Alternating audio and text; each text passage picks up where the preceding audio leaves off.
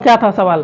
3x-2y = बहुपदी था ना कि द्विघात समीकरण, दो चर वाले रैखिक समीकरण, वही था ना। दो चर वाले रैखिक समीकरण, रैखिक समीकरण। देखो दो चर वाले रैखिक समीकरण में क्या होता है, सवाल था तुम्हारा क्या? 3x-2y = 12, 3x-2y = 12। हाँ 4x-5y = 16, 4x-5y = 16।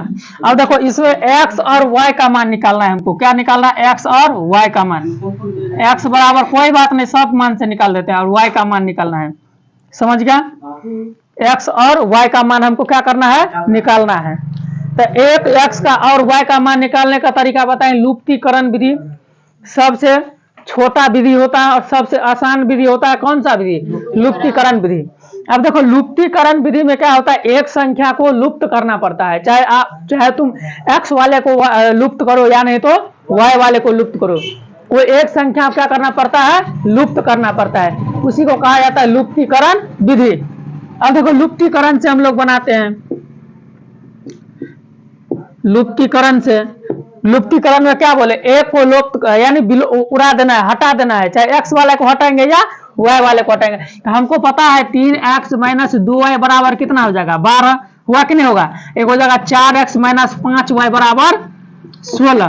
तो अब देखो हमको एक इसमें से x वाले को बराबर करना है या नहीं तो y वाले को क्या करना है? हमको बराबर करना है, तब है ना उड़ेगा। मान कर चलो x वाला यहाँ भी 4 है तो यहाँ 3 है तो यहाँ भी 3 होना चाहिए। यानी तो कोई ऐसा संख्या लेंगे जो दोनों साइड क्या होना चाहिए, x में चाहे y में क्या होना चाहिए? बराबर होना। तो हम क्या करेंगे, इसमें हम 4 से गुना कर देते हैं, इसमें किन से गुना कर देते हैं? तो अब देखो बराबर हो जाएगा हमको। x वाला कोई भी बराबर कर सकते हैं, y वाला को बराबर कर सकते हैं हम। तो y वाला को बराबर करेंगे, इसमें 5 से गुना करेंगे, इसमें 2 से गुना करेंगे। तो अब देखो 4 से जो गुना करेंगे 3 चौका कितना हो जाएगा? 12x। अब 4 दूना 8y हो जाएगा, और 12 चौक कितना हो जाएगा? 48। इसको करेंगे तो 4 तिया 12x, ये कितना होगा? 5 तिया 15y बराबर 16 तिया 48 हुआ। 48 हुआ कि नहीं हुआ? E minus. आप देखो घटाव में क्या होता है? साइन परिवर्तन होता है। जब हम समीकरण को घटाते हैं तो क्या होता है? साइन परिवर्तन होता है घटाव में। जहां पर माइनस रहता है वहां पर क्या करना पड़ता है? प्लस। और जहां पर प्लस रहता है वहां पर, मान के चलो यहाँ क्या है? कुछ नहीं है तो प्लस है, तो हम क्या कर दें? यहाँ पे माइनस, यहाँ पे माइनस है तो क्या कर देंगे? प्लस। यहाँ पर प्लस है तो माइनस। अब देखो 12x सेम है तो क्या हो जाएगा? हट जाएगा। अब देखो 8y माइनस में 15y प्लस में, तो घटेगा। तो 15 में से 8 जाएगा तो कितना होगा? बोलो 15 में से 8 जाएगा तो कितना होगा? 7y होगा। होगा 7y प्लस में कि माइनस में? प्लस में होगा 7y की माइनस में? प्लस में, क्योंकि प्लस की संख्या क्या है? ज्यादा। इससे हमको कोई मतलब नहीं है। अब 48 में से 48 घटाएंगे तो कितना होगा? 0। 48 में से 48 घटाएंगे तो 0। अब इस 7 इस साइड किस में है? प्लस में। उस साइड जाएगा तो किस में होगा? माइनस में। तो माइनस में कैसे होगा? ये गुना में है ना 7 इस साइड, उस साइड जाएगा तो किस में होगा? भाग में। तो 0 बटा कितना हो जाएगा? 7 y बराबर। अब कोई संख्या में 0 से गुना करेंगे या 0 से क्या करेंगे? भाग देंगे। तो तुमको पता है कोई भी संख्या रहे, अगर उसमें 0 से हम गुना करते हैं यानी तो 0 से भाग देते हैं तो क्या होता है वो संख्या? 0। वो अपने हीरो है, इसको कर दिया। जिसमें 0 मिल गया उसको, 0 एक ऐसा हीरो है जिसके पास रहेगा उसको भी 0 कर देगा। 5 के पास चला गया तो उसको भी 0 कर देगा। 6 के पास चला गया तो उसको भी 0 कर देगा। कब? किस क्रम में? गुना या भाग के क्रम में। अगर गुना रूप में 0 आ गया 5 के पास तो 5 को भी 0 बना देगा वो। 10 के पास आया तो 10 को भी क्या करेगा? 0 बना देगा, गुना और भाग के क्रम में। अब y बराबर क्या निकल गया? 0। अब समीकरण 1 या 2 में कोई में भी, इसमें किसी एक में हम y का मान क्या कर देंगे? पुट कर देंगे। अब मान का चलो समीकरण 1 में हम क्या करेंगे? समीकरण 1 में y का मान पुट करेंगे। y का मान रखने पर, अब समीकरण 1 में y का मान रखते हैं। समीकरण 1 कितना है? 3x-2 गुने y का मान कितना है? 0 बराबर कितना हो जाएगा? 12 होगा कि नहीं होगा? अब देखो 3x बराबर करेंगे तो बोले थे ना 0 एक ऐसा हीरो है जो किसी में मिलेगा तो उसको क्या कर देगा, 0 बना देगा। अब इसको 0 से गुना, 0 ही हो गया, बराबर कितना हो गया 12। x बराबर कितना हो गया 12/3 यानी 4। अब देखो x बराबर कितना हो गया 4, अब y बराबर कितना हो गया 0। अब कहता था समीकरण x और y का मान निकाल लेना, निकल गया तुम्हारे पास समीकरण x और y का मान। इसको कौन सा विधि कहते हैं, लुप्तीकरण। एक को लुप्त करेंगे, दूसरा संख्या क्या करेंगे हम निकाल लेंगे। इसी को आया था लुप्तीकरण विधि। समझ गया कि नहीं समझ गया। और इस विधि से सवाल तो अब सबको बन जाएगा कि नहीं बनेगा, बन जाएगा। एक को लुप्त करना है, यहाँ पर क्या कर दिया, ये दोनों बराबर कर दिए ना। 3x - 2y बराबर 4x - 5 इतना था ना। अब इसमें जो 4 से गुना किया, इसमें 3 से गुना किया, दोनों हो गया बराबर। हम y को भी यहाँ पे बराबर कर सकते थे, ये जरूरी है। हम इसको भी बराबर कर सकते थे, जरूरी नहीं है।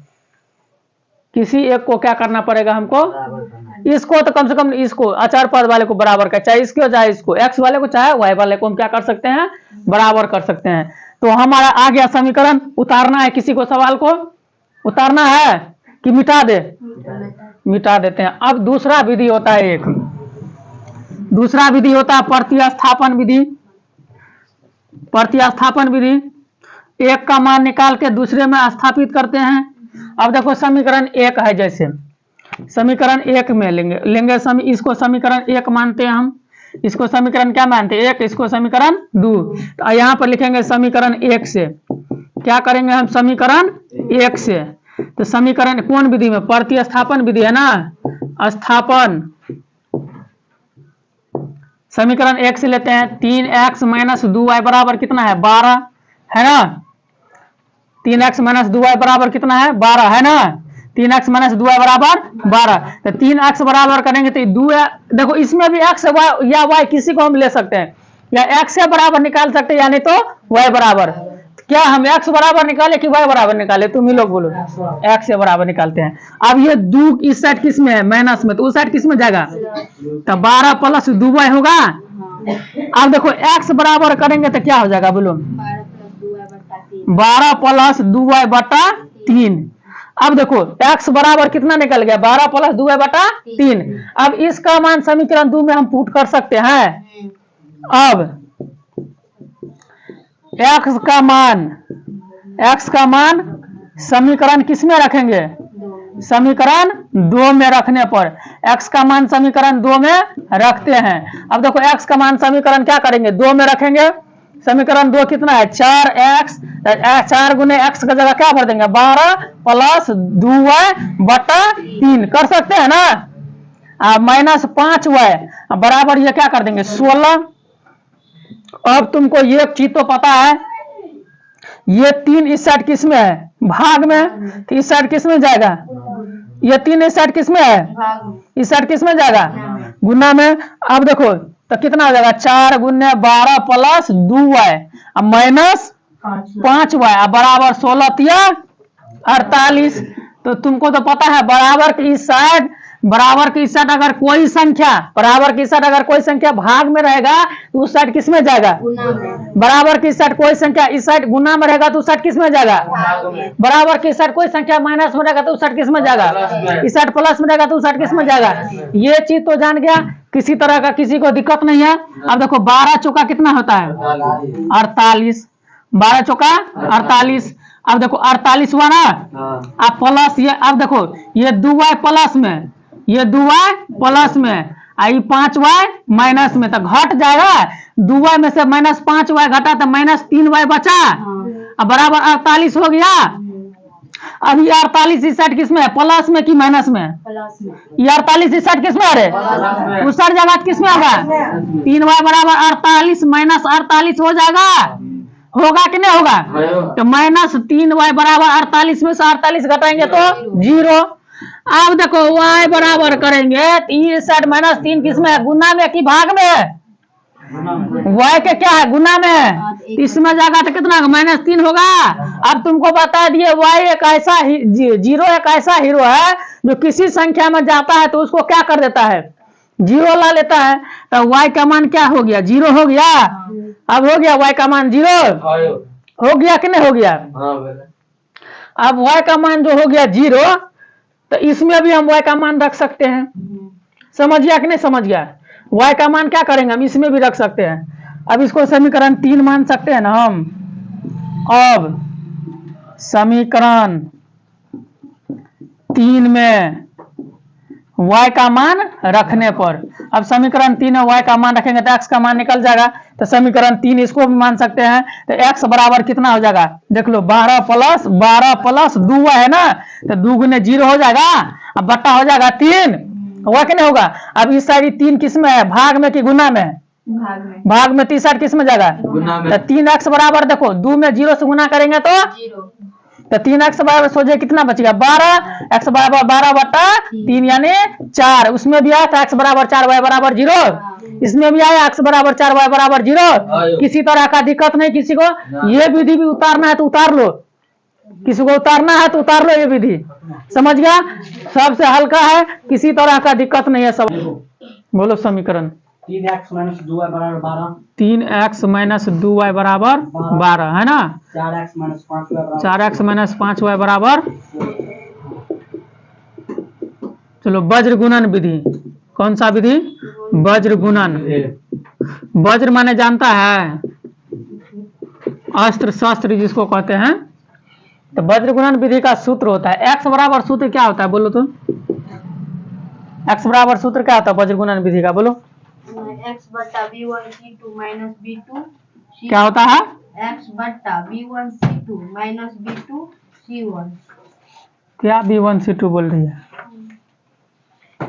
वज्र गुणन का सूत्र बोलो। क्या x बराबर क्या लिखाए थे, bf minus ce bf minus ce, हाँ बट्टा ae minus ae minus bd, bf minus x बराबर था, y बराबर क्या होता है, y बराबर क्या होता है ed minus ed minus af बट्टा ae ae minus bd।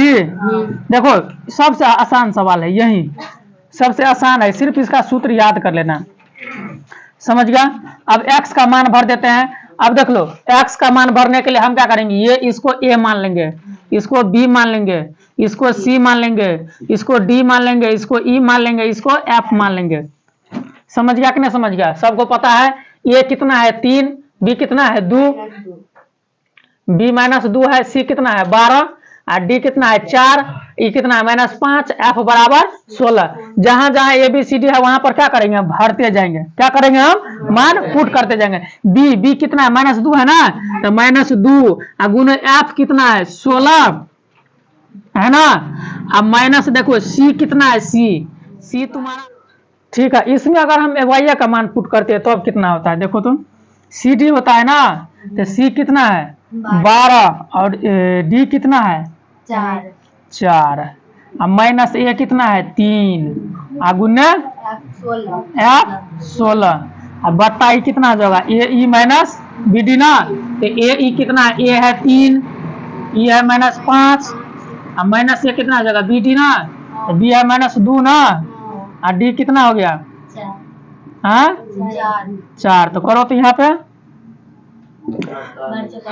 48 minus 16 तिया ई, तो y बराबर वैसे भी हो गया 0, 5 तिया माइनस 15 अब प्लस 4 दूना 8, 0 बट्टा माइनस 7 बराबर 0। y का मान कितना हो गया 0। अब इसी को x में डाल के देखते हैं कितना आता है, ठीक है। कितना होता है बी एफ माइनस सी ई, बी कितना है माइनस 2 ना, हो ना, एफ कितना है 16 ना, अब ये कितना है सी कितना है, देखो सी है 12 और डी है 4 है 4, कितना है -5 है ना, -5 है ना। अब ये तो नीचा में हो जाएगा 3 गुने -5 होगा, अब माइनस कितना हो जाएगा 2 गुने 4, अब बराबर करो 16 दूना माइनस 32 हुआ, 12 पंचे -60 हो गया। अब बट्टा कितना हो जाएगा देख लो, -15 5 तिया -15 प्लस 8 हुआ, हाँ। बराबर करो तो 28 बटा माइनस 7 अब इसको निकाल। तो नीचे में 4 बटा माइनस 1 बची ना। हाँ तो माइनस नीचे आ जाता है, छिप जाता है, कोई बात नहीं। नीचे हम ऊपर जाए चलो यहाँ पे कितना हो गया, 32 में से 60 को क्या करना है, 28 घटाना है। 32 में से 60 माइनस 32 में 60 को घटाओ, और माइनस 15 में से माइनस कितना हो गया, 7 हो गया। इसको घटाएगा तो कितना होगा बोलो, 28 बटा माइनस 7, 7 चौक 28। उतार लो, कोई बात नहीं, उतार लो,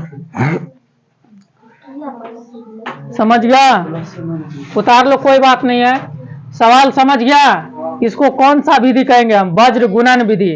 बस ये चीज क्या रहना चाहिए, हमको याद रहना चाहिए। ये चीज याद रहेगा तो सवाल में किसी तरह का दिक्कत नहीं होगा। बस इसका सूत्र हमें याद रहना चाहिए। चलो अगला सवाल क्या था, इसको उतारना है, इस सूत्र उतार लो। इसका अगला सवाल क्या था बोलो तो, इसका अगला सवाल क्या था, जल्दी बोलो। चलो आगे वाला सवाल बोलो, क्या है आगे का सवाल, जल्दी बोलो। अनगिनत हल होंगे यदि अनगिनत हल होगा, a1x अनगिनत हल नहीं, अनगिनत हल होगा। कब होगा अनगिनत हल, हाँ बोलो। a1x a1x plus b1y b1y plus c बराबर c1 c1, a2x plus b2y 2y बराबर c2। अब देख लो, a1 बट्टा a2 बराबर b1 बट्टा b2 बराबर c1 बट्टा c2। पता हो तो बराबर रहेगा तब अनगिनत हल होगा। हाँ अगर तीनों दोनों क्या रहना चाहिए, बराबर रहना चाहिए, तो हल कितना होगा, अनगिनत। हल कितना होगा, अनगिनत। जब युग्म क्या हो, तीनों युग्म बराबर होगा तो हल क्या होगा, अनगिनत हल होगा। आगे बोलो। चलो दूसरा सवाल की ओर चलो। तो इसी में देखो अगला क्या था सवाल, बेकार में दिमाग खराब कर दिया सवाल। हाँ बोलो। 2x प्लस 3y बराबर 5 2x प्लस 3y बराबर 5। हाँ और बोलो। 4x प्लस 6y बराबर 15 4x प्लस 6y बराबर कितना है सवाल, 15। हाँ और बोलो। कितने हल होंगे? कितने हल होंगे, अनगिनत होगा कि एक भी हल नहीं होगा, क्या होगा। तो हम देखते हैं पहले, हला नहीं करो। इसका तो सूत्र होता है जांचने के लिए, a1 बटा a2 b1 बटा b2 c1 बटा c2। तो a1 कितना है, 2 बटा 4 बराबर 3 बटा 6 बराबर 5 बटा माइनस सोझे 15 है। दो दुना 3 दुना 5 दिया। अब यहाँ पर देख लो, 1 बटा 2 बराबर 1 बटा 2 और नॉट इजकल टू 1 बटा 3, यानी 2 हल होगा, 2 को बराबर 1 होता है। इसका क्या होगा, कोई हल नहीं होगा। क्या होगा, कोई हल नहीं होगा। कोई हल नहीं होगा तो क्या होगा, विरोधी की अविरोधी के आश्रित। कोई हल नहीं होगा तो क्या होगा बोलो तो, कोई हल नहीं होगा तो क्या होगा, झूठ बोलती है कि सही, आश्रित नहीं थे, अनठकानी है, अविरोधी थे। जिसका कोई हल नहीं हो वो क्या होगा, विरोधी अविरोधी क्या होगा, आश्रित क्या होगा, अनठकानी है, अनठकानी है। कोई नहीं हल तो क्या होगा, विरोधी। ये है ना, कोई नहीं हल होला बला, तो क्या होगा, विरोधी होगा ना। क्या होगा, विरोधी। जिसका कोई हल नहीं होगा वो क्या होगा, जिसका एक हल होगा वो क्या होगा, अविरोधी। जिसका एक हल होगा, जिसका एक हल होगा अविरोधी, और जिसका अनगिनत हल होगा आश्रित। जिसका अनगिनत हल होगा वो क्या होगा, आश्रित। अगर मान के चलो यहाँ पर दे दिया रहता 10, अगर मान के चलो यहाँ पे दे दिया रहता 10, तो यहाँ पर क्या होता है 10, तो 5 दूना 10, तो क्या होता है, तब ये क्या हो जाता है, क्या हो जाता है, ये आश्रित। क्या हो जाता है, आश्रित। आश्रित का कितना हल होता है, अनगिनत। तभी क्या हो जाता है, अनगिनत हल। तब इसका कितना हल हो जाता, अनगिनत। लेकिन यहाँ पर दिया क्या था हमको, 5/15। तो अब देख लो 5/15 तो दिया था, तो कितना हो जाता है 1/3। तो ये हो गया कितना विरोधी, ये कितना हो गया विरोधी। विरोधी का एक कोई हल नहीं। तो समझ गया किसी तरह का दिक्कत। और कोई सवाल था उसमें, एक और जो है, क्या था सवाल बोलो। एक्स वाई का जो निकलता हाँ है, एक्स वाई हाँ तो बोलो ना क्या था। 3x माइनस 3y बराबर 0, 3x माइनस 3y बराबर 0, हाँ 9x प्लस 15y बराबर 0, 9x प्लस 15y बराबर 0। अब इसमें x बराबर 0 ये हो जाएगा, y बराबर 0 ये होगा। अब कैसे होगा जान लो। हम एक को बराबर कर सकते हैं ना, 3x माइनस 3y बराबर जब 0 होगा तो 3x बराबर कितना हो जाएगा, इस साइड किस में है अब देखो 0 निकलता है, क्या निकलता है देखते हैं। 3x बराबर होगा 3y, x बराबर कितना हो जाएगा 3y बटा 3। अब समीकरण 1 में y x का मान पुट कर सकते हैं, तो 3 गुने 3y बटा 3 हो जाएगा। अब माइनस 3y बराबर कितना हो जाएगा 0 हो जाएगा। अब देखो इसे कट गया, 3y माइनस 3y बराबर 0, 0 हो गया हीरो, कुछ नहीं निकला। 0 x बराबर 0 ये और y बराबर कथी, समझ गया ना। x अब देखो हमको प्रूफ करने के लिए कैसे मानेंगे जो x बराबर 0 हो जाएगा, y बराबर 0 कैसे हम मान सकते हैं जो x बराबर 0 y बराबर, तब x का मान अगर इसमें पुट करते तो y का भी मान 0 आना चाहिए। तो 3 गुने 0 माइनस 3y बराबर 0 होगा। अब माइनस 3y बराबर करेंगे 0, y बराबर 0 बटा माइनस 3 बराबर 0 बोला पुटो के लिए तब ओतबेला। अब इस तरह का सवाल कोई भी रहेगा तो किसी प्रकार का दिक्कत नहीं होगा। चलो इसको बना लेना बढ़िया से।